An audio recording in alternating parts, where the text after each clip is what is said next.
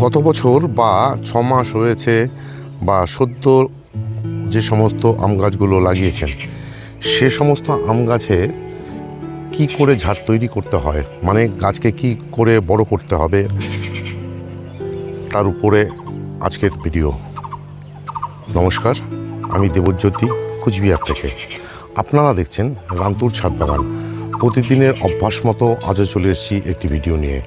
আর এই ভিডিওতে আপনাদেরকে দেখাবো আম গাছকে বসানোর পর আম গাছের কী করে ঝাড় তৈরি করতে হয়। তার কারণ হচ্ছে আর কিছুদিন পরেই নেমে যাবে আমাদের এখানে বর্ষা।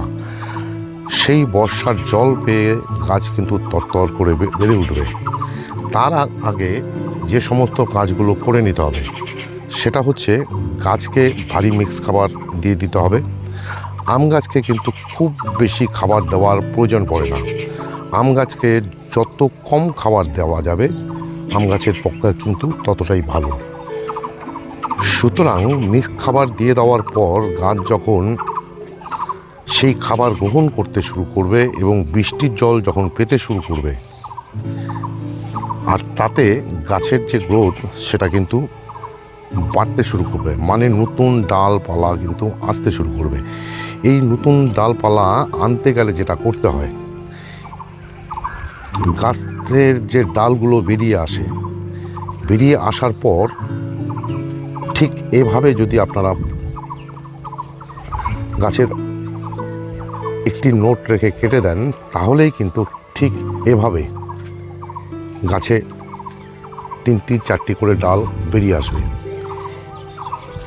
এবার এই ডালগুলো যখন বড় হবে সে সময় যদি আবার এই জায়গা থেকে কেটে দেওয়া যায় তাহলে এখান থেকে ঠিক এভাবে 3-4টি ডাল বেরিয়ে আসবে।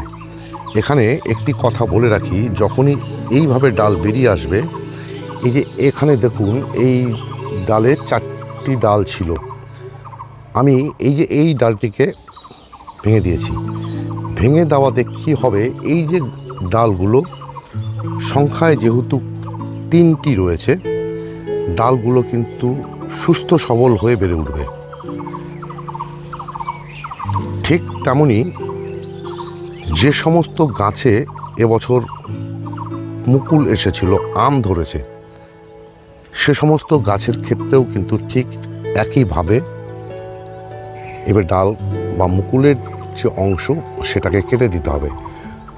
এই যে দেখুন এই যে গাছটিতে আমি ঠিক এভাবে মুকুলের অংশ কেটে দিয়েছি, আর তাতেই এখান থেকে একটি ডাল বেরোচ্ছে, আর এখান থেকে দেখুন 3টি ডাল বেরোচ্ছে। এই ডালগুলো যখন বড় হয়ে যাবে তখন একটি নোট রেখে বাকিটা কেটে দিতে হবে। ঠিক এভাবেই কেটে কেটে গাছকে বাড়িয়ে নিতে হবে।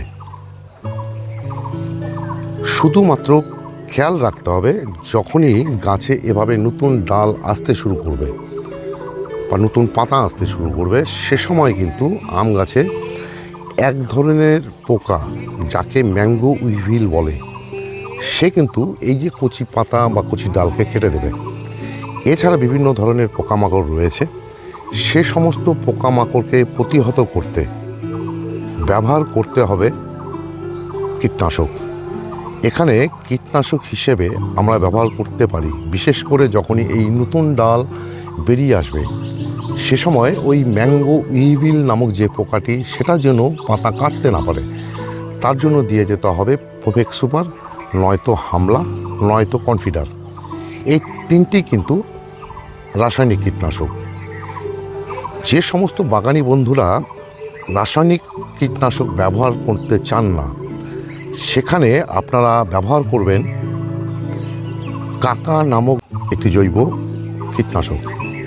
এছাড়া যেহেতু আম গাছে খুব একটা কীটনাশক ফাঙ্গিসাইডের প্রয়োজন পড়ে না, কিন্তু এই যে ওয়েদার গরম ঠান্ডা, বৃষ্টি হচ্ছে, প্রচণ্ড রোদ উঠছে, এতে কিন্তু গাছের পাতায় বিভিন্ন রকম সমস্যা দেখা দেবে, শেকড়ের মধ্যে সমস্যা দেখা দেবে। তার জন্য ব্যবহার করতে হবে ফাঙ্গিসাইড। ফাঙ্গিসাইড ব্যবহার করার ক্ষেত্রে আমি বলবো আপনারা হয় স্পিন্ট নয়তো অ্যামিস্টার টপ, 15 দিনের গ্যাপে ঘুরিয়ে ফিরিয়ে ব্যবহার করবেন। যখনই বর্ষা নেমে যাবে সে সময় আম গাছে দিয়ে দিতে হবে এই সমস্ত ফাঙ্গিসাইডের পাশাপাশি আরেকটি ফাঙ্গিসাইড, সেটা হচ্ছে যে কোনো কপার অক্সিক্লোরাইডযুক্ত ফাঙ্গিসাইড। সেটা ব্লু কপার হতে পারে, সেটা ব্লাইটক্স হতে পারে। এই যে ব্লু কপার বা ব্লাইটক্স ব্যবহার করতে হয় এই কারণে আম গাছের মধ্যে যে সমস্ত রোগগুলো দেখা যায় তার মধ্যে রয়েছে gummosis, anthracnose, powdery mildew, mango malformation এবং ডাইব্যাক।